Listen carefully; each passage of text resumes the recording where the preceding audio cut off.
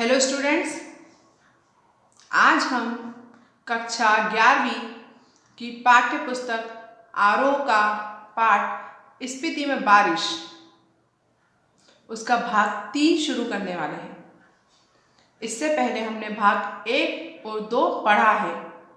मुझे आशा है जिन्होंने मेरे भाग देखे हैं उन्हें अच्छे से समझ में आया होगा, और जिन्होंने नहीं देखा है प्लीज़ मेरे डिस्क्रिप्शन बॉक्स में उसकी लिंक डाली है, पहले उसे चेक करें। चलिए आगे बढ़ने से पहले हम थोड़ा सा देख लें कि हम क्या पढ़ रहे थे। हाँ, हिमाचल प्रदेश में बसी हुई स्पीति नाम की जगह के बारे में पढ़ रहे हैं। वहाँ का प्राकृतिक सौंदर्य कैसा है और उसकी सुंदरता के बारे में पढ़ते हुए और उसके दुर्गम स्थान के महत्व को देखते हुए हम ये पढ़ रहे हैं। यहाँ पर हमें आज पढ़ना है कि स्पीति की स्थिति क्या है। हमारे जो भारत का नक्शा है उस नक्शे में और भौगोलिक स्थिति उसकी क्या है।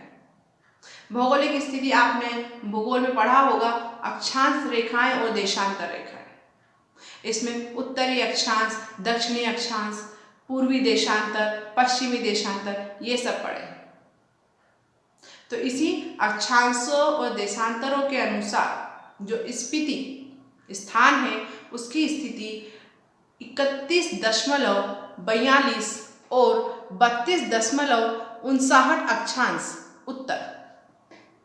अक्षांश कितना है उसका 31.42 और 32.59 अक्षांश उत्तरी अक्षांश, और 77.26 और 78.42 पूर्वी देशांतर। इन रेखाओं के बीच में स्पीति की स्थिति है। ये चारों ओर से ऊंचे ऊंचे पहाड़ों का खेदी है। इन पहाड़ों की औसत ऊंचाई 18,000 फीट है। ये पहाड़ उसे पूर्व में तिब्बत, पश्चिम में लाहुल, दक्षिण में किन्नौर और उत्तर में लद्दाख से अलग करते हैं। मतलब इसके ये स्पीति जहां पर है वहां चारों ओर ऊंचे ऊंचे पहाड़ है, और इन पहाड़ों की ऊंचाई लगभग औसत मतलब लगभग 18,000 फीट है, जो बहुत ऊंचा है। ये पहाड़ जो है इस स्पीति नाम के स्थान को पूर्व में तिब्बत, उसके पूर्व में तिब्बत है, पश्चिम में लाहुल है, और दक्षिण में उसके किन्नौर है, और उत्तर दिशा में उसके लद्दाख है। इनकी सीमाएं बनाते हैं या इनसे अलग करते हैं। इसकी मुख्य घाटी जो है वो इसी नाम से स्पीति नदी की घाटी भी कहलाती है। मतलब वहाँ की जो घाटी है, जो वहाँ की नदी है, उसका नाम भी स्पीति है। स्पीति पश्चिम हिमालय में लगभग 16,000 फीट ऊंचाई से निकलकर पूरब में तिब्बत में बहती है। स्पीति नदी जो है वो पश्चिम हिमालय में लगभग 16,000 फीट की ऊंचाई से निकलती है और पूर्व दिशा में तिब्बत में जाकर बहती है। वहां से स्पीति आती है और स्पीति से बहकर पुराने रामपुर, भोजपुर राज्य में अब किन्नौर जिले में बहती हुई सतलुज में मिल जाती है। तिब्बत में बहती है। तिब्बत से वो कहाँ पर आती है? स्पीति में आती है, इसलिए तो स्पीति घाटी बनती है उससे। और स्पीति से बहकर वो कहाँ जाती है? पुराना रामपुर, बुशहर राज्य, वहां पर जाती है। और अब जो कि किन्नौर जिले में है, जो कि हम यूपी में लेते हैं उसको, किन्नौर जिले में बहती हुई सतलुज नदी में मिल जाती है। मतलब हम कह सकते हैं कि स्पीति सतलुज नदी की सहायक नदी है। मेरे इस स्पीति नदी से बहुत प्रेम है। वो कहते हैं लेखक कि उन्हें स्पीति नदी से बहुत प्रेम है। स्पीति में सिर्फ इसी नदी को पहचानता हूँ, सुनता हूँ कि कोई पारा नदी भी है फिर घाटी में। इस नदी के अलावा एक और नदी के बारे में बात करते हैं, उसका नाम बताते हैं, वो पारा नदी। स्पीति के अलावा पिन की घाटी भी प्रसिद्ध है।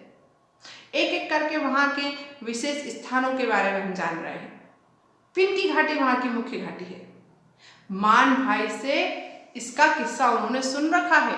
मान भाई जो उनके मित्र होंगे या किसी रिश्ते में उनके भाई होंगे, उनसे इन्होंने इसके बारे में सुन रखा है। अत्यंत बीहड़ और वीरान है। इनमें से शायद स्पीति की घाटी ही आबाद है। मतलब पारा नदी की घाटी और पिन घाटी के नाम जो उन्होंने लिए हैं वो कुछ सुनसान और बीहड़ जगह है। बीहड़ जगह किन्हें कहते हैं? जहाँ लोग कम रहते हैं या नहीं रहते हैं, जहाँ साधारण जनजीवन या लोगों का आना जाना नहीं होता है, उन स्थानों को कहते हैं।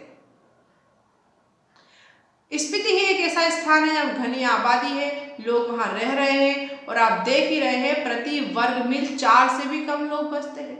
लोग तो रह रहे हैं, आबादी तो है, लेकिन कितनी कम, बहुत कम आबादी है। अचरज यह नहीं है कि इतने कम लोग क्यों हैं, अचरज यह है कि इतने लोग भी यहाँ कैसे आ गए, क्योंकि इतना दुर्गम स्थान, इतनी प्राकृतिक विपत्तियां होने के बाद भी यहाँ लोग रह रहे हैं, तो वो कैसे रह रहे हैं? मैंने जब भी स्पीति की विपत्ति बताई है तो लोगों ने यही पूछा है कि आखिर तब लोग वहाँ रहते ही क्यों हैं। अब सबसे बड़ा प्रश्न कि इतना दुर्गम स्थान है, इतना निर्जन स्थान है, तो वहाँ लोग रहते ही क्यों हैं? और भी तो अन्य स्थान है रहने के लिए।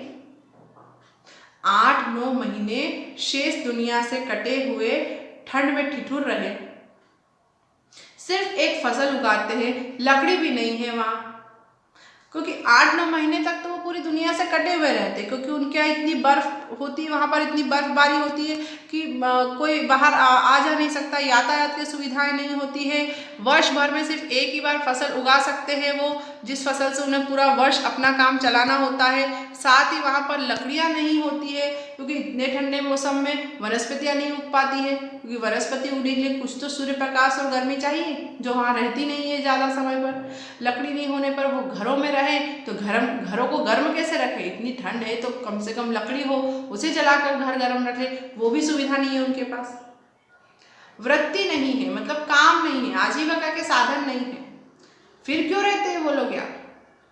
क्या अपने धर्म की रक्षा करने के लिए रहते हैं, या जन्मभूमि के ममत्व के कारण रहते हैं? कि मतलब या तो उन्हें अपना धर्म की रक्षा करने के, हमें यहाँ रह के हमारी संस्कृति, हमारे धर्म को बचाना है, या फिर उन्हें जो उनकी मातृभूमि है स्पीति, उससे बड़ा लगाव है, बड़ा प्रेम है, या इस मजबूरी में रहते हैं कि कहीं और जा नहीं सकते और कोई उन्हें रखेगा नहीं, और अगर जाए तो कहाँ जाए, या फिर बातों के साथ यह सब कारण है, मैं नहीं जानता। ये सारे कारण उन्होंने सोच लिए, लोगों ने मान लिए, बताए, एक दूसरे से पूछे भैया क्या कारण है कि ये लोग यहाँ रहते हैं, लेकिन इसका कोई उत्तर नहीं। मैंने तो इतना ही देखता हूँ कि यहाँ रह रहे हैं इसलिए रह रहे हैं, और कोई तर्क नहीं है। तर्क से हम किसी चीज को भले सिद्ध कर सके, स्थिति में रहने को सिद्ध नहीं कर सकते हैं, लेकिन तर्क का इतना मोह क्यों? ज्यादा करके संसार निर्वाण अतर्क और तर्क के परे है। मतलब लेखक क्या कहना चाह रहे हैं कि इतना प्रश्न कि यहाँ लोग रह रहे तो क्यों रह रहे, इस बात पर इतना विवाद क्यों, इस बात पर इतना सोचना ही क्यों? रह रहे हैं तो रहने दो, कोई बात नहीं, उन्हें रहना है रहने दो, ये प्रश्न ही क्यों? जरूरी तो नहीं है कि हर बात का तर्क हो और हर प्रश्न का उत्तर। विश्व में, दुनिया में और संसार में ऐसी बहुत सी बातें हैं और बहुत सी चीजें हैं जिनका कोई तर्क नहीं होता, वो तर्क से परे होती। स्पीति नदी भी के साथ साथ मेरा थोड़ा परिचय स्पीति के पहाड़ों का भी है। स्पीति के पहाड़ लाहौल से ज्यादा ऊंचे, नंगे और भव्य हैं। अब इसका मतलब क्या? स्पीति के पहाड़ चलो ऊंचे, लाहौल से ऊंचे मतलब ऊंचे लंबे बड़े हैं। नंगे मतलब नंगे पर्वत मतलब जिन पर कोई घनी वनस्पति या घने जंगल ऐसा कुछ नहीं है, बिल्कुल खुले खुले से पहाड़ है। बहुत ही भव्य है, भव्य, विशाल और सुंदर उसे कहा जाता है। इनके सिरों पर स्पीति के नर नारियों का आर्तनाद जमा हुआ है। शिव का अट्टहास नहीं, हिम का आर्तनाद है, ठिठुरन है, गलन है, व्यथा है। ये जो पहाड़ है इनके ऊपर के सिरों पर क्या है? नर नारियों का आर्तनाद, मतलब वहां स्त्री पुरुष रहते, लोग रहते, जनजीवन रहता है वहां पर। शिव का अट्टहास नहीं, शिव का अट्टहास कहाँ होता है? जहाँ जीवन नहीं होता है, जहाँ मृत्यु होती है, ये उस चीज से परे है। यहाँ शांति है, लोग रहते हैं, लेकिन मृत्यु नहीं है, जीवन है। हिम है, बर्फ है यहाँ पर, हिम मतलब बर्फ से ढके हुए पूरे समय। ठिठुरन है, ठंड बहुत ज्यादा है, सब कुछ ठंड के मारे गलता रहता है और बड़ा ही बड़ी ही व्यथा है, बड़ी ही परेशानी है, लेकिन इन सब के बीच में भी ये सब लोग वहाँ रहते हैं। इस व्यथा की कथा इन पहाड़ों की ऊंचाई और आंकड़ों में नहीं कही जा सकती है, फिर भी जो सुंदरता को इंच में मापने के अभ्यासी है वे भला पहाड़ को कैसे बक सकते हैं। वे यह जान ले कि स्पीति मध्य हिमालय की घाटी है। ये बताना चाह रहे हैं कि पहाड़ की ऊंचाई को नापने का क्या फायदा। भैया सुंदरता जो देखने आते हैं, जो प्रकृति को देख रहे हैं सुंदरता को, उन्हें उसकी ऊंचाई से कोई लेना देना नहीं, वो कौन बड़ा है कि कौन छोटा है। सुंदर है तो है, अद्भुत है तो है, लेकिन कुछ लोग ऐसे होते हैं जिन्हें आंकड़ों से बड़ा प्रेम होता है और वो सुंदरता को भी नाप लेते हैं, चाहते हैं। तो फिर ठीक है, उन्हीं की जानकारी के लिए बता दिया है यहाँ पर कि स्पीति मध्य हिमालय की घाटी है, जिससे वे हिमालय जानते हैं। स्केटिंग, सौंदर्य प्रतियोगिता, आइसक्रीम, छोले भटूरे, कुल्लू मनाली, मतलब वहाँ पर क्या सुंदर सुंदर स्केटिंग होती है। वहाँ पर स्केटिंग समझते ना, बर्फ के ऊपर वो ऐसे स्लाइड करके फिसलने वाला स्केटिंग होता है। सौंदर्य प्रतियोगिताएं वहाँ पर होती हैं, सुंदरता की प्रतियोगिताएं। आइसक्रीम और छोले भटूरे का कुल्लू मनाली में मिलना, शिमला, मसूरी, नैनीताल, श्रीनगर, वह सब हिमालय नहीं है, हिमालय का तलुआ है। ये जो सुंदर सुंदर जगहों पे हम जा रहे हैं, स्केटिंग कर रहे हैं, या शिमला, मसूरी, नैनीताल, श्रीनगर में घूमने जाते हैं और हम कहते हैं कि हम हिमालय घूमा, ये सब हिमालय नहीं है। हिमालय तो विशाल है, हिमालय तो दुर्गम है। शिवालिक या पीर पंचाल या ऐसा ही कुछ उसका नाम है, यह तलहटी है। शिवालिक और पीर पंचाल भी क्या है, इसे भी तलहटी बताया है। रोहतांग जोत के पार मध्य हिमालय होता है, इसमें ही लाहौल स्पीति की घाटियां हैं। इन घाटियों की औसत ऊंचाई नापी गई है। श्री कनिंघम जो एक आर्कोलॉजिस्ट है, मतलब इतिहासकार हैं, वो बताते हैं कि लाहौल की समुद्र सतह से ऊंचाई कितनी है, 10,535 फीट। स्पीति की 12,986 फीट, यानी लगभग 13,000 फीट उसकी औसत ऊंचाई है।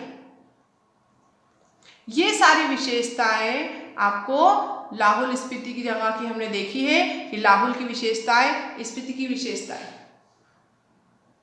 मध्य हिमालय की जो श्रेणियां स्पीति को घेरे हुए हैं, उनमें से जो भी उत्तर में है उसे 12 लाचा श्रेणियों का विस्तार समझते हैं हम लोग, उसे 12 लाचा। आपने ये नाम सुना होगा बहुत बार कि जब हमारे न्यूज़ में भी हम लोग ये सैनिकों की टुकड़ी के बारे में, इनके युद्ध के बारे में आता है, तो वहाँ 12 लाचा का नाम जरूर आता है।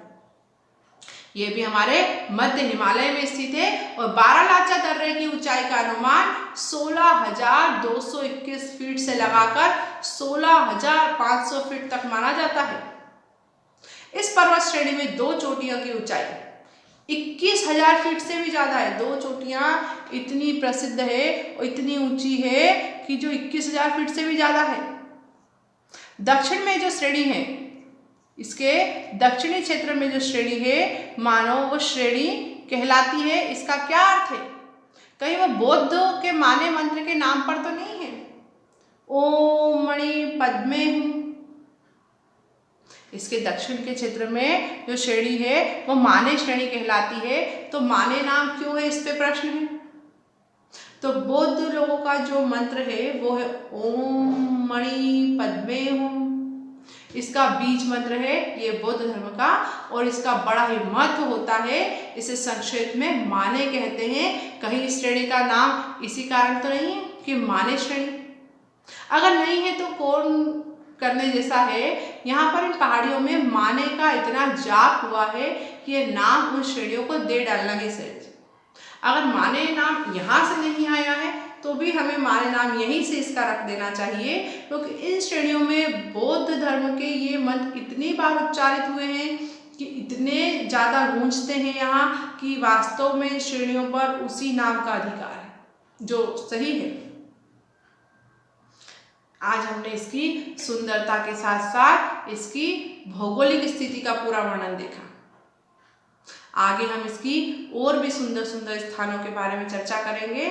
आगे इसके सुंदर सुंदर स्थानों को देखेंगे, जिससे कभी भी हमें भविष्य में मौका मिले तो हमें वहाँ एक बार जाना अवश्य चाहिए। मुझे आशा है इससे पहले के दोनों भाग आपने समझे होंगे और आज का भाग 3 भी आपको समझ आया होगा। अब हम अगले भाग 4 में मिलेंगे। धन्यवाद।